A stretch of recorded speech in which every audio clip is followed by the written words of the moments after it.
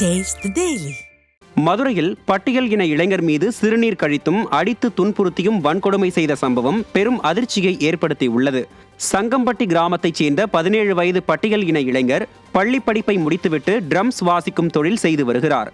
இவரை பொங்கல் திருவிழாவின் போது வேட்டியை மடித்து கட்டச் சொல்லி கட்டாயப்படுத்திய மாற்று சமூகத்தினர் சரமாரியாக தாக்கி துன்புறுத்தி உள்ளனர்.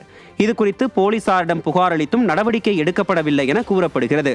வாய்க்கிழிய சமூக நீதி குறித்து பேசும் ஸ்டாலின் தனது துறையின் கீழ் முறையாக பணி செய்யாமல் இருக்கும் ஏவல் துறையினர் மீது என்ன நடவடிக்கை எடுக்கப் போகிறார் என பொதுமக்கள் கேள்வி எழுப்பி உள்ளனர். அப்போ நீ தாழ்ந்த பையன், நீ வெயிட் ஏற்றி கூட சொல்லி நான் அடிச்சுட்டு வீட்டில் போய் வீடை உடச்சி கதவை உடச்சி அம்மா அப்பாட தரவராக பேசி உன் மயன் வந்து கொல்லுவோம்ட்டு சொன்னாங்க. நான் பயந்து கேரளாவுக்கு ஓடி போயிட்டேன். கேரளாவுக்கு ஓடினதுக்கப்புறம் பொங்கலுக்கு ரீசெண்டாக நான் ஊருக்கு வந்திருந்தேன். ஊருக்கு வந்தப்போ வேலைக்கு உசுரம்படிக்கு வந்திருந்தப்போ நீ வந்து அவங்க ஆள் வந்து என்னை கடத்தி சென்டர் கொண்டு போய் அவங்க ஊரில் வச்சு என்னை அடித்து என் ஜாதியை என் பேரை சொல்லி அடித்தாங்க. சின்ன பையனை வச்சு யூரின் பாஸ் பண்ண விட்டாங்க.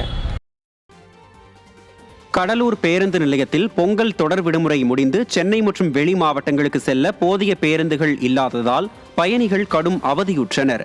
கடலூர் மத்திய பேருந்து நிலையத்தில் இருந்து வெளியூர்களுக்கு செல்ல போதிய அளவில் பேருந்துகள் இயக்கப்படாததால் விடுமுறைக்கு சொந்த ஊருக்கு வந்த கல்லூரி மாணவர்கள் உட்பட அலுவலக ஊழியர்கள் ஊர் திரும்ப முடியாமல் பேருந்துக்காக பல மணி நேரம் காத்து கிடந்தனர். சென்னை மற்றும் வெளி மாவட்டங்களுக்கு செல்ல கூடுதல் பேருந்துகள் இயக்கப்படாததால் பொதுமக்கள் மிகவும் சிரமத்திற்குள்ளாகினர்.